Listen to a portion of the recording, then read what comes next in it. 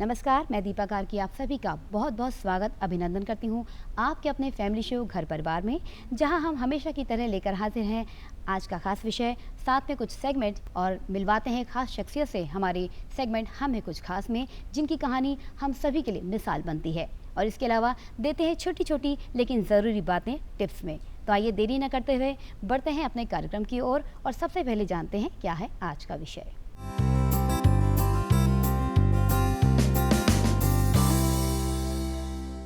तो दर्शकों, हमारा आज का विषय है ऑनलाइन सुरक्षा, साइबर क्राइम से बचाव। साइबर क्राइम यानी साइबर अपराध एक ऐसा क्राइम है जो कभी भी किसी भी व्यक्ति या कंपनी को अपनी चपेट में ले सकता है, क्योंकि आज हम सभी भौतिक युग में जी रहे हैं, यानी तकनीक से हमारा जुड़ाव कहीं ना कहीं हो रहा है। ऐसे में बहुत ज़रूरी है कि हम अपनी और अपने परिवार की सुरक्षा के मद्देनज़र इन सब चीज़ों से रूबरू रहें और इससे होने वाले खतरे से बचाव का तरीका ढूंढें। और इस विषय पर विस्तृत जानकारी देने के लिए आज हमारे साथ स्टूडियो में मौजूद हैं cyber expert Uttar Pradesh police Lucknow से शिशिर यादव जी। सर, आपका हमारे कार्यक्रम में बहुत बहुत स्वागत है। नमस्ते। सर, जैसा कि हम देख रहे हैं आज के समय में चाहे किसी भी वर्ग को आप ले लीजिए, महिलाएं हों, बच्चे हों या कामकाजी कोई भी व्यक्ति, हम सभी तकनीक का प्रयोग करते हैं। और मैक्सिमम हम देख रहे हैं कि जब से मोबाइल हमारे हाथ में आ गया है तो छोटे छोटे बच्चे भी इस टेक्निक को यूज़ करते हैं। ऐसे में हम सभी को बहुत ज़रूरी है सजग रहने की, क्योंकि कहीं ना कहीं ये टेक्निक हमारे लिए फ़ायदेमंद है तो ये नुकसान का कारण भी बनती है। तो चाहेंगे सबसे पहले हमारे दर्शकों को आप बताएं कि साइबर क्राइम क्या है और एक आम आदमी के लिए इसकी गंभीरता को समझना कितना ज़रूरी है, कितना अनिवार्य है। साइबर क्राइम मोस्टली वो चीज़, साइबर क्राइम अगर साधारण भाषा में कहें तो साइबर क्राइम किसी भी संचार माध्यम से जुड़कर से होने वाले संचार माध्यम से होने वाले अपराधों को साइबर क्राइम कहा जाता है जी। साइबर क्राइम बहुत विस्तृत क्षेत्र है। पहले जो अपराध होते थे वो फिजिकली होते थे कि हम कहीं रास्ते में जा रहे हैं, हमारे साथ छिनैती हो रही है, घर में चोरी हो रही है या जेब कट जा रही है, तो अब फ्रॉडस्टर इससे भी ब्रॉड हो चुका है। पहले हमारे घर ये तो फाइनेंशियल हुआ और जैसे अब सोशल मीडिया के फ्रॉड हैं, कई तरह के साइबर क्राइम हो जाते हैं। तो वहाँ पर हमारी डिफेमेशन था कि पहले एक दूसरे से लोग बुराई करते थे, बताते थे कि जो है ये फला व्यक्ति ऐसे ऐसे, अब उसको ला करके लोग सोशल मीडिया पे या अन्य प्लेटफार्मों पे डालते हैं। तो इस तरह से साइबर क्राइम का एक विस्तृत क्षेत्र होता जा रहा है और इसे समझना इसलिए भी ज़रूरी है कि आज का समय जो है डिपेंडेंसी हम लोग देख रहे हैं कि कितनी ज़्यादा है हमारे इंटरनेट की दुनिया में या फ़ोन पर या हर एक जगह हम डिजिटल दुनिया में बढ़ते जा रहे हैं, आगे बढ़ते जा रहे हैं। इंटरनेट हमारे दैनिक जीवन का लगभग 50% से ज़्यादा हिस्सा जो है हम आजकल अपना समय जो है और अपना व्यवसाय कोई भी चीज़ कर रहे हैं, सब कुछ इंटरनेट पर ही आधारित करते जा रहे हैं। इसलिए साइबर क्राइम बहुत ज़रूरी है कि इसे समझा जाए, इसकी गंभीरता को भी समझा जाए, क्योंकि छोटी सी लापरवाही पहले तो रिकवर करने की क्षमता थी कि आप के पास जितना होगा या आप जितना आप घर पे एक जगह रखे होंगे उतना ही जाना था, लेकिन अब तो ये है कि आपका सब कुछ खाली होना है और आप अगर डिफेम भी होते हैं कहीं पर किसी भी तरीके से तो आप पूरे वर्ल्ड वाइड, पहले एक रीजनल था कि आप 2, 4, 10 लोग, 100 लोग या आसपास के लोग ही जानते हैं इसको, लेकिन अगर आप डिफेम हुए तो पूरे वर्ल्ड में आपका नाम खराब हो सकता है और आपकी पूरी गाड़ी कमाई भी जा सकती है। एक छोटा सा क्लिक हमें बहुत बड़े खतरे में डाल सकता है। बिल्कुल, एक छोटी सी गलती आपको इतने बड़े खतरे में डाल सकती है जिसकी क्षति आप कभी पूरी नहीं कर सकते। सही बात है। और वैसे भी सर कहते हैं कोई भी जो हो रहा है, जो भी काम हो रहा है बिना कारण नहीं हो सकता है। तो जानना चाहेंगे जो ऑनलाइन बढ़ता है खतरा साइबर क्राइम का, इसके पीछे का मुख्य कारण क्या है और साथ ही साथ इससे कैसे बचा जा सकता है? देखिए, जैसा कि मैं हर बार कहता हूँ एक चीज़, मैं कई बार अपने जितने भी मेरे सेमिनार होते हैं हम लोगों के या हम जहाँ जाते हैं, हम 3 चीज़ ही बताते हैं जी। और 3 चीज़ हैं जो इम्पॉर्टेंट है, डर, लालच और आलस। ये 3 चीज़ें, चाहे वो अपराधी हो या चाहे आम जन हो, चाहे वो विक्टिम हो या चाहे कल्पिट हो, तीनों के रिएक्शन में यही तीनों चीज़ें फैक्ट काम करती है, डर, लालच और आलस। अब आप जैसे लालच से हम शुरू करते हैं, जैसे लालच है तो फ्रॉडस्टर भी सोचते हैं कि हम ज़्यादा से ज़्यादा पैसा कमाएं या हम ये काम करें कि हम जल्दी से जल्दी शौकत को पा सकें कम से कम समय में। वही सीधा रिफ्लेक्शन वही विक्टिम के ऊपर भी है। विक्टिम भी चाहता है कि हम तेज़ी से जो है पैसे को अर्न करें या तेज़ी से हम फेम पा जाएं। जैसे आजकल आप देखते होंगे सोशल मीडिया पे, हम दो एग्जांपल लेंगे, एक सोशल मीडिया का, एक फाइनेंशियल का। जी। जैसे ट्रेडिंग का सेशन बहुत चल रहा है प्रेजेंट टाइम में, तो ट्रेडिंग में लोग ये सोचते हैं कि ये जो है सब पैसा कमा रहे हैं, हम क्यों नहीं कमा रहे। तो लालच में आ जाते हैं, वो अचानक से पैसा लगाना शुरू कर देते हैं किसी थर्ड पर्सन के कहने पर। तो पैसा लगाते जाते बाद में उन्हें पैसा नहीं मिलता, उनका पैसा ठग जाता है। जी सर, आपसे इस विषय पर हम चर्चा को यूं ही रखेंगे जारी। फिलहाल वक्त हो गया है हमारे नेक्स्ट राउंड यानी नेक्स्ट सेगमेंट का।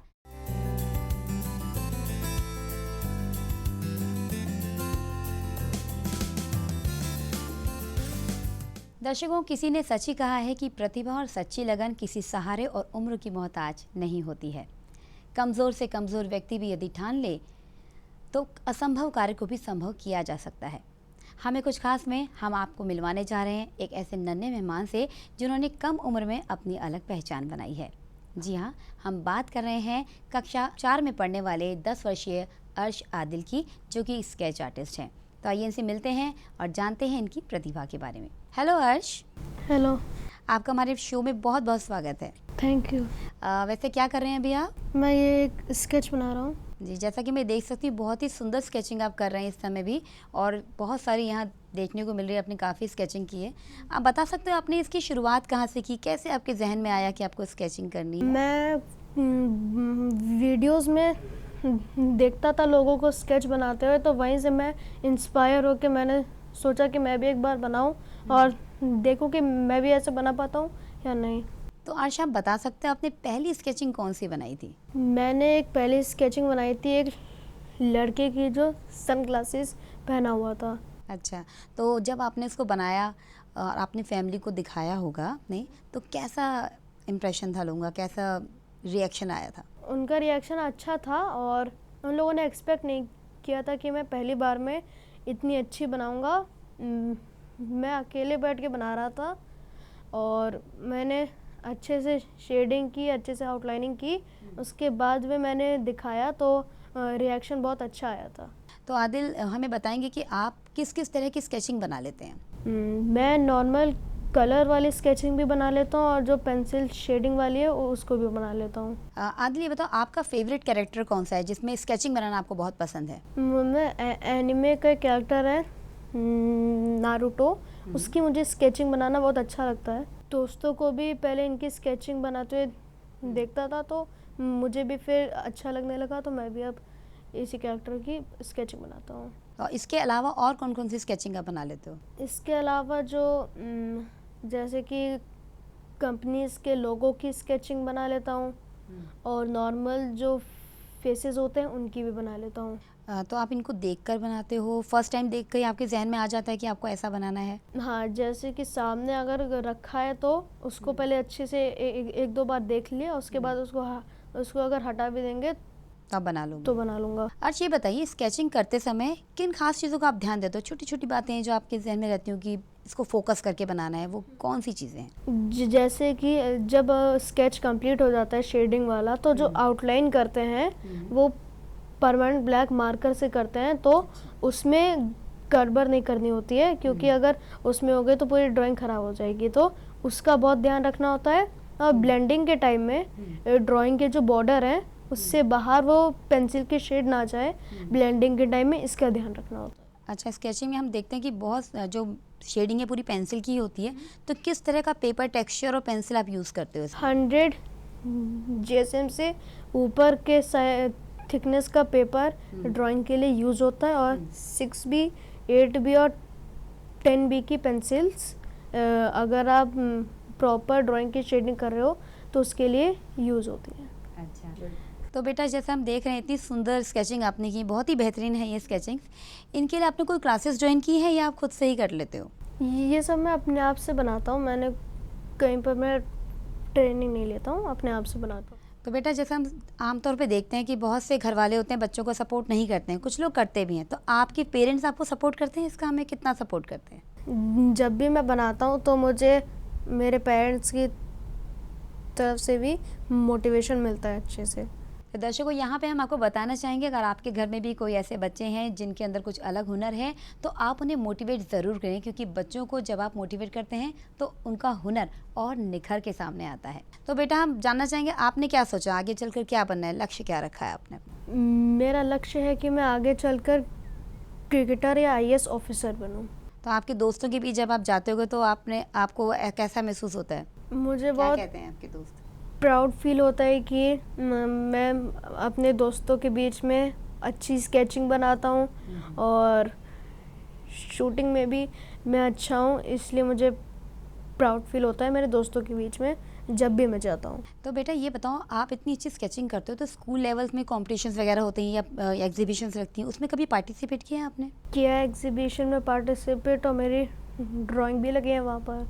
अच्छा, तो कैसा एक्सपीरियंस रहा आपका? एक्सपीरियंस बहुत अच्छा रहा कि टीचर्स का, प्रिंसिपल्स का, स्टूडेंट्स का रिस्पांस वहाँ वो बहुत अच्छा है मेरी ड्राइंग्स देख के। बेटा, जैसा कि आप अभी स्टूडेंट हो, स्कूल जाते हो और दोस्तों के साथ भी समय बिताना पड़ता है, होमवर्क भी करना पड़ता है, साथ में आपके कुछ शौक भी हैं, स्केचिंग के अलावा क्रिकेट भी आप खेलना पसंद करते हो, तो कैसे मैनेज करते हो इन सब चीज़ों को? मैं ऐसे मैनेज करता हूँ कि स्कूल से आके सबसे पहले खाना वगैरह खा के, अगर होमवर्क ज़्यादा मिला है तो होमवर्क पहले कर लेते हैं, अगर नहीं मिला है तो रेस्ट करने के बाद ड्राइंग बनाता हूँ और उसके बाद अपना होमवर्क कर लेता हूँ। और उसके बाद अगर 1-2 घंटे का टाइम बचता है तो मैं बाहर जाके क्रिकेट खेल लेता हूँ और उसके बाद अपनी जो सेल्फ स्टडी है वो करता हूँ और दोबारा ड्राइंग बनाने लग जाता हूँ। तो अर्श बेटा, इस समय बहुत से ऐसे बच्चे हैं जो आपको ऑन कैमरा देख रहे हैं, हमारे टीवी के माध्यम से, शो के माध्यम से आपको देख रहे हैं, तो आप उनको कोई मैसेज देना चाहेंगे? मैं ये लेसन देना चाहूँगा कि अगर आपको अपना पैशन साथ में रखना है तो उसके लिए टाइम मैनेजमेंट अच्छे से आना चाहिए और फैमिली का सपोर्ट भी होना चाहिए। तो अर्श, आप हमारे प्रोग्राम से जुड़े, आपने अपने बारे में, अपनी हुनर के बारे में हमारे दर्शकों को इतनी अच्छी जानकारी दी, इसके लिए आपका बहुत बहुत थैंक यू। वेलकम। दर्शकों, स्केचिंग एक शानदार कौशल है, एक हुनर है जिसमें आप अपने विचार, अपने डिज़ाइंस, अपनी अवधारणाओं को विजुलाइज करने का एक अनूठा ज़रिया देता है। तो ये थे हमारे आज के नन्हे मेहमान, जिन्होंने इतनी कम उम्र में अपनी अलग पहचान बनाई, साथ ही साथ अपने माता पिता का नाम भी रोशन किया है। तो आज के इस कार्यक्रम के अंक में इतना ही। नए मेहमान, नए विषय के साथ आपसे जल्द होगी भेंट। तब तक के लिए आप देखते रहिए DTUP।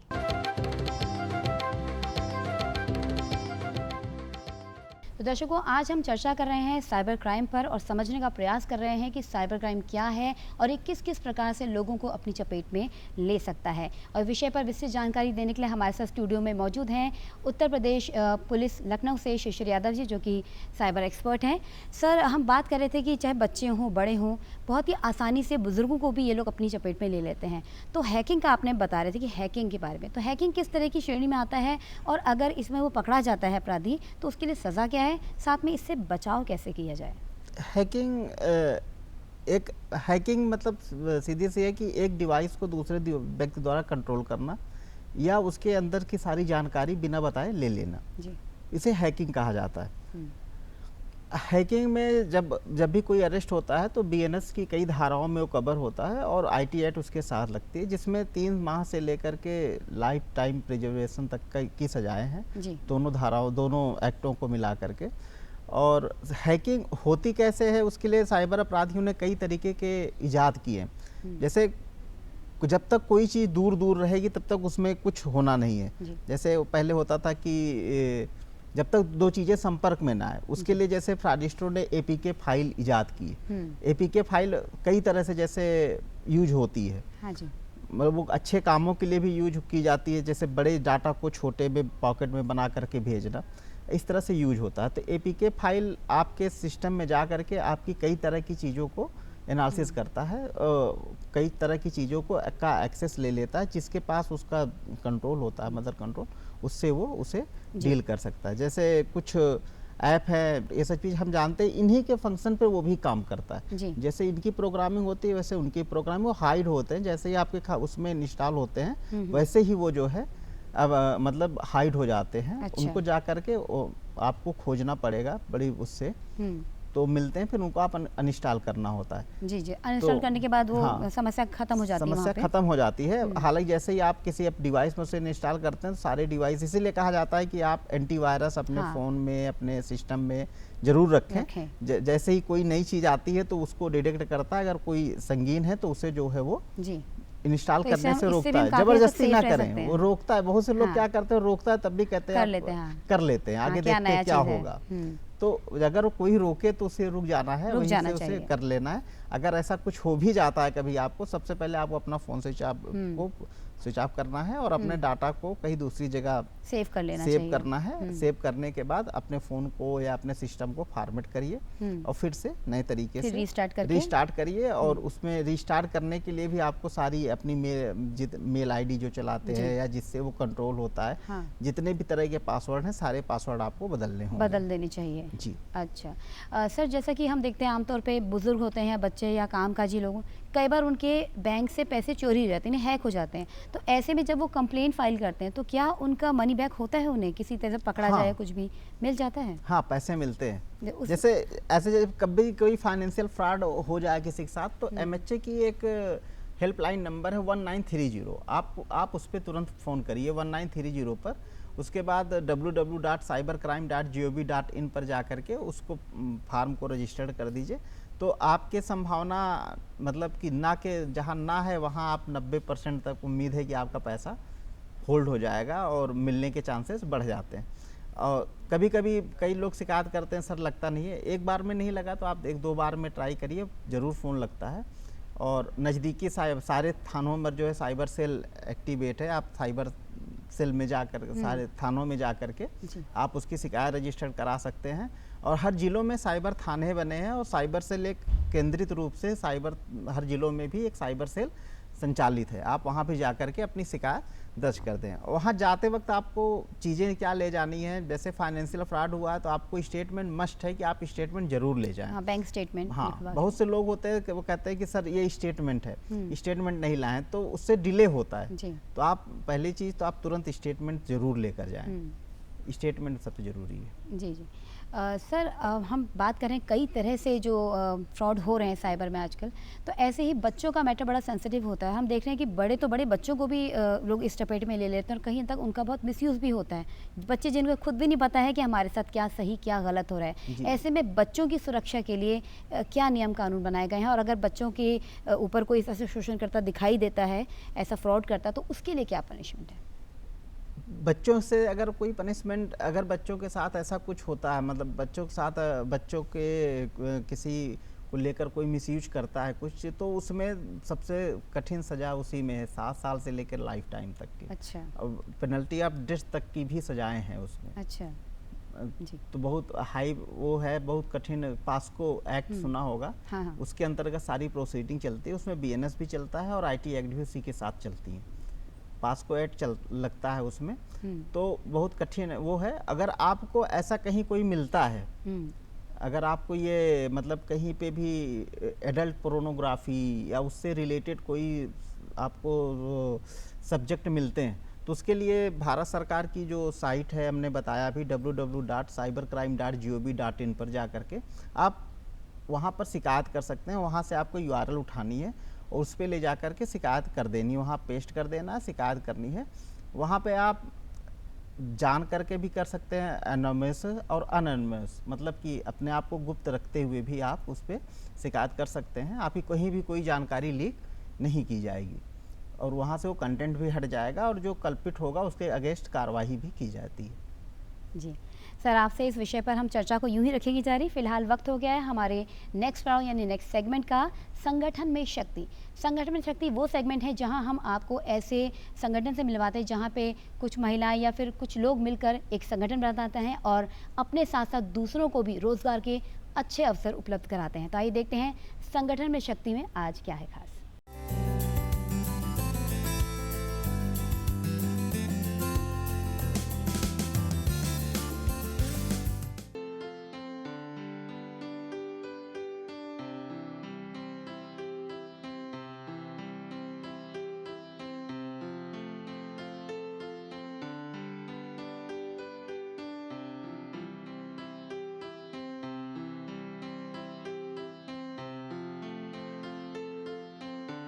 आधुनिक युग डिजिटल युग है। यहाँ हर एक सुविधा, हर एक काम अब डिजिटल मोड पर होने लगा है और प्रशासन द्वारा ये लगातार कोशिश की जाती है कि ग्रामीण क्षेत्र के लोगों को भी डिजिटल वर्ल्ड से जोड़ा जा सके। इसी कोशिश का एक रूप है बीसी सखी केंद्र। ग्राम पंचायत लेवल पर डिजिटल लेन देन की सुविधा को आसान बनाने के उद्देश्य से शुरू किया गया बीसी सखी केंद्र साथ ही साथ महिला सशक्तिकरण में भी ये अपना बहुत बड़ा योगदान दे रहा है। कहते हैं ना, जिस परिवार की महिलाएं आत्मनिर्भर होती हैं वो परिवार सशक्त परिवार बनता है और जब एक सशक्त परिवार बनता है तो एक सशक्त समाज बनता है और कई सारे समाज मिलकर, सशक्त समाज मिलकर एक विकास जो पूर्ण देश कहलाता है उसका निर्माण करते हैं। तो बीसी सखी वो छोटी सी इकाई जरूर है, लेकिन उस नींव का एक बहुत बड़ा और बहुत मजबूत पत्थर माना जा सकता है। आज ऐसे ही हम पहुंच चुके हैं बीकेटी से जुड़े हुए महिगवा गांव में, जहां बीसी केंद्र की बीसी महिला बीसी हमारे साथ जुड़ी हुई हैं शाजिया बानो जी। तो सबसे पहले तो हम ये जानना चाहेंगे कि आप बीसी सखी कैसे बनी, क्या कुछ योग्यता थी इस पात्र के लिए, आपने कैसे अप्लाई किया? एकता महिला स्वास्थ्य समूह, उसमें हम अध्यक्ष बने। उसके बाद मैम हम लोग समूह चला रहे थे, फिर मेरे पास ब्लॉक से कॉल आया कि जो है आपको जो है क्या समूह मतलब जो है एक सुविधा आ रही है और उसमें ऑनलाइन फॉर्म भर दिए। तो हमने फॉर्म भर दिया, उससे हमको ये क्या कहते हैं बीसी सखी का काम मिला। तो बीसी सखी बनने के लिए इसके लिए क्या कुछ पात्रता होनी चाहिए, योग्यता क्या क्या होनी चाहिए, क्या कुछ शिक्षा होनी चाहिए स्पेशल, क्या कुछ होना चाहिए? इसमें इंटर पास होना चाहिए और मैम 3 लोगों ने फॉर्म भरे थे जिसमें से मुझे सेलेक्ट करा गया था। मेरे पास ब्लॉक से कॉल आया कि आप सिलेक्ट हो गई हैं, तो मेरी ट्रेनिंग हुई। ट्रेनिंग के बाद फिर हमको जो है बैंक का काम दे दिया गया। उसमें से हमको सरकार ने 75,000 रुपये दिए थे, जिसमें से 75,000 रुपये में 43,000 की एफडी कराई गई और 30,000 की हम लोगों ने मशीन ली और 25,000 हमको मिला लेन देन करने के लिए, जिससे मैं लेन देन कर रही हूँ। और मैंने उस पर 25,000 से मेरा लेन देन मतलब शुरुआत में तो मैंने खूब अच्छा काम करना शुरू किया। जब मेरा कस्टमर बढ़ने लगे तो मेरे 25,000 कम पड़ने लगे, तो हमने उसमें अपना पैसा और मिलाया। 70-80 हज़ार रुपये हमने कर लिया, उससे लेन देन करने में हमको आराम होती है। और हम यहाँ पैसा निकाल के कस्टमर को देते हैं, मेरी ओडीएम बैलेंस आ जाता है, फिर हम बैंक जाते हैं, वहाँ से निकाल के फिर कस्टमर को ला के सुविधा देते हैं। और इससे हम अकाउंट भी अपने बैंक ऑफ बड़ौदा के कस्टमर के अकाउंट भी ओपन करते हैं, और जिससे कि अन्य मतलब बैंकों में 10,000 की लिमिट दी गई है। जैसे कस्टमर कोई मेरे पास आया, उसने मुझसे कहा कि आप हमको 20,000 रुपये निकाल के दे दिए और वो अदर बैंक का कस्टमर है, तो उसका हम 10,000 रुपये ही निकाल सकते थे। तो फिर हमने उनसे ये सुविधा कहा कि आप मेरे में अकाउंट खुलवा लिए, हम आपको 30,000 रुपये और 50,000 रुपये आपके जमा हो जाएंगे। उससे मेरे कस्टमर बनते गए, जिससे मैं आज कस्टमर मेरे अकाउंट भी ओपन हो रहे हैं। और मैम पहले तो हम बैंक जाते तो मेरी कोई सुनवाई नहीं होती थी, कोई हमको बैंक में पूछता ही नहीं था, मतलब नए बीसी बने थे। और जिससे मेरा काम ट्रांजेक्शन अकाउंट ओपन करने लगे, जब से मुझे बैंक भी बहुत सपोर्ट कर रही है। बैंक से लेके ब्लॉक तक हमको सब सपोर्ट करते, सब मेरा नाम और यह कस्टमर हैं जो मुझे दीदी, मैडम, आंटी, भाभी इन सब नाम से पुकारने लगे हैं। तो बीसी सखी यानी बैंकिंग करस्पॉन्डेंट, ये बनकर आप बैंकिंग सुविधाओं को अपने ग्रामीण क्षेत्र में पहुंचा सकते हैं, जैसे शाजिया जी लगातार पहुंचा रही हैं। हम बात कर रहे हैं बीसी सखी बनकर क्या कुछ फ़ायदे होते हैं। जैसे आपने बताया कि अलग अलग लोगों को आप पैसा देती हैं, तो क्या इन सभी लोगों का खाता बैंक में होना अनिवार्य होता है? जी मैम, होना अनिवार्य होता है। तो लोगों को तो लगातार फ़ायदा होता ही चला जा रहा है, लेकिन बीसी केंद्र खुलने से आपके जीवन में क्या कुछ परिवर्तन आए? मैम मेरे में बहुत परिवर्तन आए हैं। जैसे मैं घर में खाली खाना पकाती थी और अपने बच्चों को देखभाल करती थी, बस यही कर सकती थी। अब मुझे मैम एक नया काम मिल गया है, जिससे मुझे बाहर के लोगों को पहचानने में भी हो रही, अपने बच्चों की शिक्षक पढ़ाने में भी थोड़ा सा वो भी हो रहा है कि मैं अपने बच्चों को पढ़ा लिखा भी सकती हूँ और अपने ही बल पे कुछ तक कुछ करके दिखा सकती हूँ। मैम कुछ तो करने लगी हूँ। शाजिया जी, आप लगातार अपने आप को आत्मनिर्भर महसूस कर रही हैं, तो एक अलग ही आत्मविश्वास भी झलकता है जब आप आर्थिक रूप से मजबूत होते हैं। आप खुद भी आर्थिक रूप से मजबूत हैं, साथ ही साथ अपने परिवार में भी योगदान दे पा रही हैं। तो शाजिया जी, अगर हम बात करें आपके मानदेय के बारे में, तो इस बीसी सखी बनने के बाद आपका मानदेय क्या कुछ रहता है, कैसे आपको प्राप्त? मैम पहले तो हम लोगों को ऐसे काम मिला, तो ऐसे हम लोगों को 6 महीने तक 4,000 रुपये सरकार ने दिए। 6 महीने के बाद सरकार ने कहा कि 6 महीने तक आप लोगों को देंगे, उसके बाद नहीं मिलेगा, उसके बाद आप लोग कमीशन बेस काम करेंगी। तो जिस हिसाब से हम लोगों ने कमीशन बढ़ाया, उस हिसाब से हम लोग को मिलने लगा। पहला मेरा कमीशन जब मैंने स्टार्ट करा था काम, तो मेरा 500 कमीशन आया था और आज मेरा कमीशन वही मैम 20,000 हो गया है। तो मेरा तो इससे फ़ायदा ही फ़ायदा हो रहा है ना। जहाँ मैंने मेहनत तो मैम इसमें है ही है, लेकिन पहला स्टार्टिंग मेरी 500 थी, 500 से मैंने आज 20,000 कर लिया है। तो धीरे धीरे मेरा काम बढ़ ही रहा है। आपकी छवि को और ज़्यादा निखार दिया है, अगर कहा जाए इस उपाधि ने, बीसी सखी की उपाधि ने आपको निखार दिया है।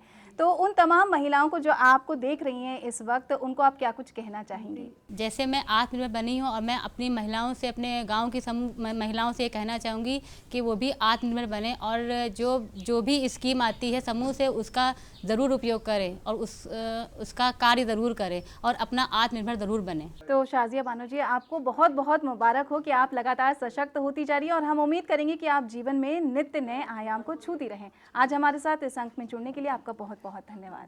तो दर्शकों, हमारे साथ अभी मौजूद थी बीसी सखी शाजिया बानो जी। कैसे इस एक सुविधा ने न सिर्फ उनके जीवन को बदला बल्कि उनको आत्मनिर्भर भी बनाया, साथ ही साथ उनसे जुड़ी हर ग्रामीण क्षेत्र की महिला को भी सशक्त करने में ये बीसी केंद्र कामयाब हो रहा है। जीवन में आत्मनिर्भर बनने के लिए शिक्षा का अत्यधिक महत्व होता है। शाजिया बानो की तरह आप भी अपने घर की बहू बेटियों को लगातार प्रोत्साहित करते रहिए आगे बढ़ने के लिए और आत्मनिर्भर बनने के लिए। और सरकार द्वारा लगातार चलाए जा रहे जो प्रशासन के प्रयास हैं उनमें अपना हाथ बटाते रहिए। बीसी केंद्र के बारे में हमने बहुत सारी जानकारियां ली, बीसी सखी शाजिया बानो से आपसे मुलाकात करवाई, क्या कुछ सुविधा इस में उपलब्ध होती है ये भी आप तक पहुंचाया। लेकिन अब चलिए आपको ले चलते हैं इस बीसी केंद्र से क्या कुछ लाभ ग्रामीणों को मिल रहा है, लाभान्वियों को मिल रहा है। आइए उनसे मुलाकात करवाते हैं। इससे हमें ये फ़ायदा है कि हमें 5 किलोमीटर जाना नहीं पड़ता है। आधार लेके आते हैं, पैसा निकलवा के तुरंत अपने घर चले जाते हैं। इतने ही आराम है हमको। वहाँ लाइन नहीं लगानी पड़ती है, वहाँ जाओ तो लाइन लगानी पड़ती है, शाम तक के वापस आओ। यहाँ तुरंत काम हमारा हो जाता है, तुरंत पैसा ले मिल जाती है। ऐसे बीमार हुए थे, फट दे पैसा निकाल लेती है। वहाँ इतनी दूर पहुँच कहाँ हम पैबे, बीमार आदमी यहाँ फौरन में मिल जाते हैं कि हाँ बेटिया पैसा हमारा निखारो, तुरंत निखार के देते हैं। तो आपको बीसी सखी से पैसा लेने के लिए क्या कुछ देना पड़ता है, क्या डॉक्यूमेंट्स देने पड़ते हैं? नहीं, कोई दस्तावेज देने की जरूरत नहीं होती, नहीं, आपको तुरंत के तुरंत पैसा उपलब्ध हो जाता है। मिल जाता है तुरंत। तो इस सुविधा ने आपके जीवन को आसान बनाया है। हाँ, सर, बीसी सखी की योजना जो है, इस सुविधा है, इससे आपको क्या कुछ लाभ मिल पा रहा है? कैसे इस सुविधा ने आपके जीवन को आसान बना दिया है? जो आज ये सुविधा गांव में मिल रही है, यहाँ पर काफ़ी संख्या में मैंने देखा है कि दिव्यांग और बूढ़े लोग भी पैसा आकर के निकालते हैं। तमाम सी विधवाएं हैं जिनकी उम्र ज़्यादा हो चुकी है, वो आकर के पैसा अपना आधार कार्ड दे करके पैसा निकाल लेती हैं। समय की बचत होती है, वक्त की बचत होती है, भागदौड़ से बचत हो जाती है। और यहाँ से कुम्हरावा का किराया 10 रुपया आने में और 10 रुपये जाने में लग जाता है, जिसकी पूरी बचत हो जाती है। यहाँ पर किसी प्रकार का कोई भी अतिरिक्त शुल्क नहीं लिया जाता है। तो दर्शकों, देखा आपने कैसे बीसी सखी सुविधा ने तमाम ग्रामीणों के लिए बैंकिंग सेवाओं को उनके द्वार तक ला दिया है। साथ ही साथ महिला सशक्तिकरण में भी ये पूरा साथ दे रहे हैं। बीसी सखी के माध्यम से लोग अपने अकाउंट से पैसा बहुत आसानी से निकाल पा रहे हैं, उनके भागदौड़ की बचत हो रही है, समय की बचत हो रही है और साथ ही साथ डिजिटल मोड से भी जुड़ पा रहे हैं। तो लगातार प्रशासन की ये कोशिश है कि हर व्यक्ति को आत्मनिर्भर बनाया जा सके और हर सुविधा जो प्रशासन और सरकार द्वारा दी जाती है वो देश भर के हर एक घर, हर एक द्वार तक पहुंच पाए। इस कोशिश में वो लगातार जारी है और हम उनकी ये कोशिश आप तक लगातार पहुंचाते भी रहेंगे। अपने अगले अंक में फिर एक नए गांव से, कुछ नई लोगों से, कुछ नए स्वयं सहायता समूहों से, कुछ नई आत्मनिर्भर होती महिलाओं से और सशक्त होते लोगों से आपको रूबरू कराएंगे।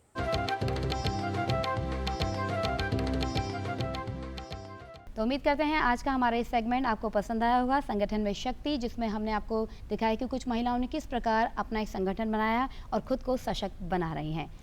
आज हम चर्चा कर रहे हैं ऑनलाइन सुरक्षा, साइबर क्राइम से बचाव विषय पर, और इस विषय पर जानकारी दे रहे हैं शिशिर Yadav ji.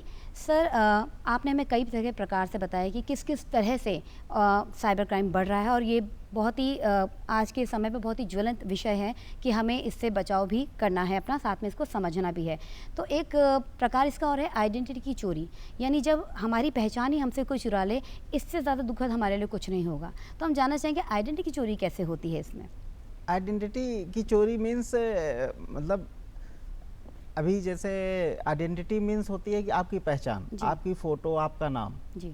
Main social cyber दुनिया में बस यही है। जैसे आप कोई रील चला, आप कोई सोशल साइट यूज कर रहे हैं तो आप वहाँ किस नाम से चल रहे हैं। जी। जैसे कुछ लोग नाम अपना बदल के चलते हैं, हाँ। जैसे कैन एनीबॉडी डांस या कई तरह के आप देखते होंगे तो अलग अलग नाम से चैनल्स चलते हैं। तो वो उनकी आइडेंटिटी, हर चीज़ की एक आइडेंटिटी होती है, हर चीज़ का एक लोगो होता है। तो वो हुआ, और आपका नाम पता, एड्रेस और सब चीज़ें हुई।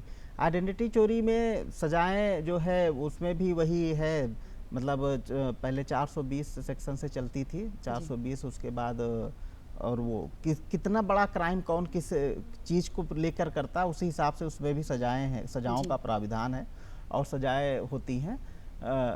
आइडेंटिटी की चोरी में सपोज करिए कि हमारी फ़ोटो की एक पहचान है कि हम अपनी फ़ोटो कहीं लगाए हैं, या हमारा कोई ऐसा लोगो, रजिस्टर्ड लोगो है जो हम उसको लगा करके उससे अपना प्रचार प्रसार या अपना व्यवसाय चला रहे हैं, या अपने आपको लोगों को बता रहे हैं कि जब भी उस आईडी से कुछ आता है तो मैं ही किया हूँ। अगर उस तरह का लोगो दिखा तो लगा कि मैंने किया। सपोज करिए किसी बड़ी कंपनी का कोई लोगो दिखा तो हमें लगता है कि हाँ ये कंपनी, नाम बाद में पढ़ते हैं, लोगो से हम पहचान लेते हैं किस कंपनी की गाड़ी जा रही है। तो ये एक आइडेंटिटी है। ऐसे ही साइबर दुनिया में भी आइडेंटिटी है। तो इसको बचने के लिए हमें ये है कि सब कुछ सिक्योर रखना है कि जितनी भी कंपनियों ने जो गाइडलाइन दी है या जो उन्होंने फीचर्स अपडेट कर रहे हैं या करते जा रहे हैं, जैसे 2 स्टेप वेरिफिकेशन सारे में सभी ने अपने में 2 स्टेप वेरिफिकेशन कर दिया है। अननोन आपकी प्रोफाइल ना देख पाए इसके लिए उन्होंने ऑप्शन दिया है कि आप किसको दिखाना चाहते हैं, फ्रेंड को दिखाना चाहते हैं, पब्लिक है या फ्रेंड प्राइवेट के फ्रेंड को दिखाना चाहते हैं या पब्लिक दिखाना चाहते हैं। तो इस तरह से आप उससे बच सकते हैं। अगर आप ये सोचेंगे कि हमें सब लोग देखते रहें तो आइडेंटिटी की चोरी कोई रोक नहीं सकता। आपकी वो बड़ी आइडेंटिटी सरलता चोरी से हो सकती है। बहुत आसान है जी। तो सर ऐसा भी देखा गया है जैसे हम लोग जब ऑनलाइन शॉपिंग करते हैं उसमें अपना आईडी एड्रेस सब फिल करते हैं, क्या उसमें भी इस तरह की चोरी की संभावना होती है? इसके लिए हमें ये देखना है कि हम किस साइट से मंगा रहे हैं। जी। तो आप पहले ट्रस्टेड साइट से ही सब कुछ करें, ट्रस्टेड साइट पर ही जाकर अपनी डिटेल फिलअप करें। बहुत सारी आप देखते हैं नेट जब चला, सोशल मीडिया या नेट पे या किसी सर्च इंजन पे जा करके जब हम सर्च करते हैं, जैसे हमें सब्जी एक पेन लेना है तो हमें 1000 से ज़्यादा टाइप की साइटें मिलेंगी और 1000 से ज़्यादा टाइप के वेरिएंट मिलना शुरू हो जाते हैं। तो हमें ये देखना है कौन सा सबसे ट्रस्टेड है, कौन सा ट्रस्ट है, किसकी पॉलिसी का है, कौन कितनी मजबूती से जो है आपके डाटा को सुरक्षित रखने के लिए प्रतिबद्ध है। सबका एक डिक्लेरेशन आता है, उनकी प्राइवेसी पॉलिसियाँ आती हैं, तो आप उसको पढ़िए फिर आप उस पर काम करिए। जैसे मतलब कि कोई भी साइट खुल जाए वहाँ पे जाकर हमें नहीं, सस्ते के लिए उन्होंने बताया ना कि सस्ते के लिए आप कुछ भी हर आदमी चाहता है हमें 1 रुपया सस्ता मिले तो उसके लिए आदमी भर देता है और चीज़ें उपलब्ध हो जाती हैं। अच्छे से अच्छा सामान रीजनेबल प्राइस में मिल जाए, ये हमारा टारगेट रहता है। तो उसके लिए या तो वो आपको सस्ता दे रहा है 2 चीज़ों के लिए, या तो उसे फ़ायदा है या तो हो सकता है उसकी कास्ट कम हो तब वो आपको फ़ायदा दे रहा है, पहली चीज़। दूसरी चीज़ या तो वो आपसे कुछ ज़्यादा, उससे ज़्यादा चीज़ चाहता है या वो धीरे धीरे करके ज़्यादा चीज़ें चाह रहा है। मतलब जो ये डाटा है हमारा आपका बहुत कीमती है जी। हम इसे सोचते हैं अरे हम तो नॉर्मल हैं, अभी हमने भी कुछ देर पहले बताया कि 99, लेकिन डाटा बहुत इंपॉर्टेंट है, सबका डाटा। मतलब मेरी एक एक चीज़, अगर मेरी या किसी भी व्यक्ति की एक एक चीज़, उसका ब्लड ग्रुप, उसका सब कुछ, आज इस दुनिया में सब कुछ बिक रहा है। हाँ। साइबर की दुनिया में एक एक चीज़ का मोल है और एक एक चीज़ की प्राइजिंग होती है और ब्लैक मार्केट में वो मिलती है, बिकती है। तो इसलिए जो है आपको सब कुछ मतलब आप कहीं भी इसको अगर आप फिलअप करते हैं तो ट्रस्टेड साइट पर ही भजा करके वहाँ से खरीदारी कर। सपोज करिए आप खाना मंगा रहे हैं तो ऐसा नहीं कि खाना आप किसी से भी मंगा ले रहे हैं। हाँ। तो आप उसको ट्रस्टेड साइट पे जाकर ही अपना डाटा भरिए। हाँ, किसी भी नई साइट पे जाने से पहले उसकी छानबीन कर लेना जरूरी है। अच्छे तरीके से कर लीजिए और हो सके तो अवॉइड करिए। मतलब हो सके तो आप नई साइटों पे जाने से पहले अवॉइड करिए। बहुत इमरजेंसी है तो आप ट्रस्टेड साइटों को यूज कर लीजिए, बाद में उसके बारे में पढ़ करके फिर आप उसमें उनका रिव्यू वगैरह देख करके फिर आप उस पर जाइए, क्योंकि कोई कुछ फ्री में नहीं है, सबका नंबर आएगा। मतलब हर आदमी के पास महीने 2 महीने में एक बार फ्रॉडस्टरों से वो कोशिश करते हैं कि किसको पकड़ें, टच हो जाता है और कुछ तो छू के निकल जाते हैं। कुछ ये होता है जाने अनजाने में नहीं कॉल आई लेकिन हम गलतियां कर लेते हैं और हम उससे इंटरेक्ट होते हैं। तो कुल मिला के सजगता ही हमारे लिए, सावधानी बरतना बहुत ज़रूरी है।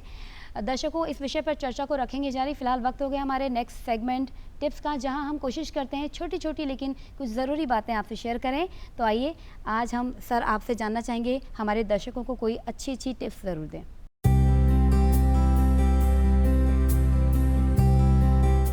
जब आपको कोई अननॉमस कॉल आए, जब आपको कोई अननॉमस कॉल आती है या कोई अननोन नंबर से फ़ोन आता है या आपको बार बार परेशान कर रहा है, तो उसके लिए संचार साथी भारत सरकार की एक साइट है संचार साथी, उस पर जाकर के चक्षु पोर्टल पे जाएं और उस नंबर को आप उस पर फिलअप करें, अपना स्क्रीनशॉट लगाएं, तो उस नंबर की भी जांच होगी और वो नंबर बंद कर दिए जाएंगे और अभियुक्तों के अगेंस्ट कार्रवाई होती है। कोई भी फ्रॉड होता है तो उसके लिए 1930 पे फ़ोन करें, 112 फ़ोन करें, नज़दीकी साइबर क्राइम सेल जाएं। और अगर सोशल मीडिया कहीं आप चाइल्ड पोर्नोग्राफी या कोई ऐसी चीज़ें देखते हैं, वल्गर चीज़ें देखते हैं जो कि समाज में नहीं होनी चाहिए या सोशल साइट पे या दुनिया में नहीं दिखनी चाहिए, तो आप उसके लिए मतलब चाहे तो अपने नाम पता भर करके कर सकते हैं या अनोनिमस अपने आप को गुमनाम कर रखते हुए भी आप उस पर शिकायत कर सकते हैं। वो साइट है www.cybercrime.gov.in। अगली टिप्स है कि आप अपने फ़ोन को समय समय पर उसके पासवर्ड बदलते रहें, सारे चीज़ों के पासवर्ड बदलते रहें, अपडेट करते रहें। अपनी कोई भी निजी जानकारी हो सके तो अपनी सोशल मीडिया की जितने भी प्रोफाइल्स हैं हाइड करके रखें, पब्लिक ना करें, आप अपने दोस्तों को ही दिखाएं। तीसरी, जब आप कोई टूर प्लान कर रहे हैं, जब आप टूर पर हों या टूर से पहले आप उसकी फ़ोटो या उसकी बारे में कोई जानकारी कहीं भी आसपास न जानकारी, क्योंकि मैं इससे आपको एक छोटी सी ज्वलंत बता दूं कि जो चोर हैं वो भी आपको फॉलो करते हैं और देखते हैं आप कहाँ जा रहे हैं, क्या कर रहे हैं, उस हिसाब से आपके घर में भी चोरी हो सकती है साइबर की दुनिया से बचने के बिल्कुल लिए। सर, अब तो डोर टू डोर भी बहुत ही आसानी से आसानी से हो जाती है कि आपकी जानकारी है, इसलिए जब भी आपका टूर खत्म हो जाए तब सारी पोस्टें आप पोस्ट करें और कभी डर, लालच, आलस, इन तीनों चीज़ों से बचे रहें। जैसे कभी कभी होता है कि किसी बच्चे को कोई अरेस्ट कर ले रहा है, डिजिटल अरेस्ट में, सॉरी एक टॉपिक छूट गया, मैं उसमें थोड़ी बता दूं। डिजिटल अरेस्ट जो कि ऐसा कुछ है नहीं, डिजिटल अरेस्ट जैसी कोई भी एजेंसियां डिजिटल अरेस्ट किसी को नहीं कर रही हैं। लोग को नारकोटिक्स बताते हैं कि उनका आधार कार्ड आदि का प्रयोग करके नारकोटिक्स के सामान भेजे जा रहे हैं, तो इसलिए आपको नोटिस दिया जा रहा है, सम्मन किया जा रहा है, आप अपने आप को डिजिटल अरेस्ट किया जा रहा है, तो डिजिटल अरेस्ट नहीं होता।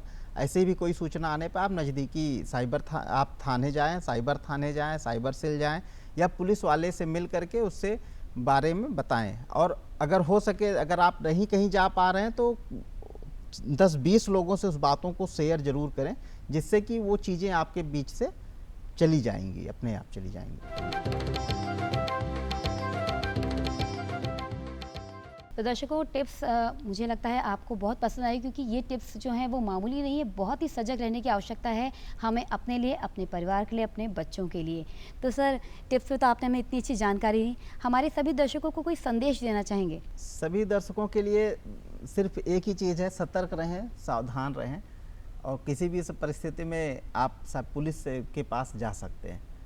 सतर्कता ही जो है, मतलब सतर्कता ही आपका बचाव है। हम हर घर के अंदर आ करके सुरक्षित नहीं रख सकते हैं जी, आपको सुरक्षित खुद को रखना होगा स्वयं से। जी सर, आप हमारे कार्यक्रम में आए, आपने आज के इस विषय पर इतनी अच्छी जानकारी हम सबसे शेयर की, इसके लिए आपको बहुत बहुत धन्यवाद। Thank you. तो दर्शकों, उम्मीद है हमारा आज का विषय आपको बेहद पसंद आया होगा और आप भी अपने जीवन में सजगता को बनाए रखेंगे और ठगों से बचे रहेंगे, खुद भी बचें, अपने परिवार को भी बचाएं। तो घर परिवार के नए अंक में नए विषय और नए विशेषज्ञ के साथ आपसे जल्द करेंगे मुलाकात। तब तक के लिए रखिए अपना ख्याल। नमस्कार।